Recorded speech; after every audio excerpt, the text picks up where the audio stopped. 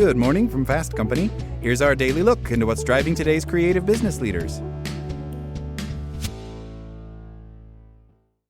Can you get fired for calling your CEO a rich jerk? This company says yes. A new case in front of labor regulations could answer a question many workers might have contemplated. Can your employer fire you for speaking out against the CEO? During a hearing this month, the National Labor Relations Board, the federal agency tasked with enforcing labor law, weighed in on a case involving software company Atlassian, which reportedly fired an engineer in 2023 for criticizing the CEO over a restructuring plan that led to job losses. The NLRB argued that Atlassian had illegally fired the employee, Bloomberg reported this week, after obtaining a transcript of the hearing through a Freedom of Information Act request. The employee in question, Denise Unterversacher, had been let go after a heated exchange over an announcement about a major re-leveling plan that would cut headcount and demote a number of employees. In an Ask Me Anything meeting with employees, leadership had suggested that the restructuring would affect only a handful of employees. When employees disagreed with that framing, according to Bloomberg, it led to CEO Mike Cannon-Brookes angrily interjecting to tell off the people who were complaining. To add insult to injury, Cannon-Brookes had joined the meeting from the headquarters of an NBA team he co-owned. Employees shared their discontent with his comments in an internal Slack channel dubbed Outrage Notification, where Unterversacher chimed in. "What's up, outragers? Just dialing in from my NBA team's headquarters to yell at the people whose careers I've just pummeled," she quipped. She was fired not long after, and Atlassian claimed she had engaged in acrimonious communications and ad hominem attacks against teammates and colleagues. NLRB attorney Colton Puckett argued in the hearing that this kind of speech is protected under U.S. labor law, which allows employees to protest their working conditions, and they're allowed to do so in ways their bosses might not like, Puckett noted.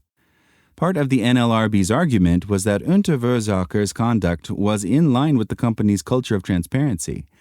Atlassian has waxed poetic about its open company no bullshit philosophy, which is touted as one of its core values on the company's website.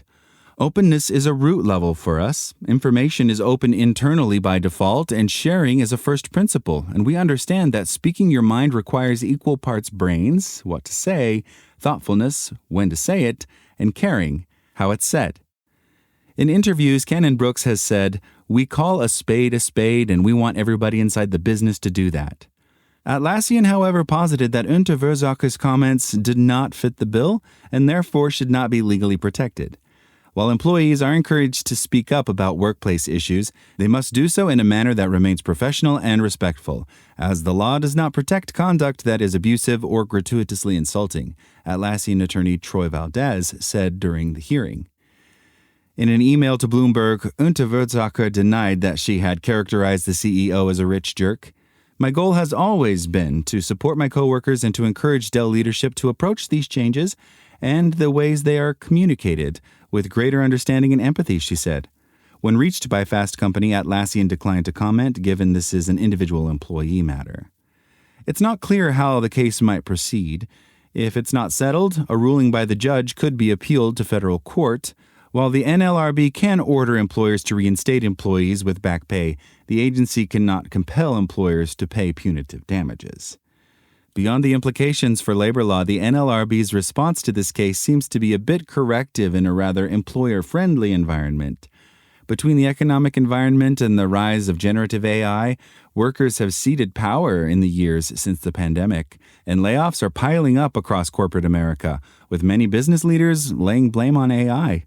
Even companies like Atlassian that ostensibly prize a culture of transparency seem to be leading differently, cracking down on employees who are critical of leadership. Much like its peers in the tech industry, Atlassian is making serious cuts to its workforce. Just this month, the company disclosed plans to slash headcount by 10%, impacting about 1,600 employees. As CEOs and executives continue to cut jobs, and at least in some cases use AI as a convenient scapegoat, Unterversacher's case could be a small win for workers who are agitating for them to lead with more compassion. That's all today from Fast Company. Talk to you tomorrow.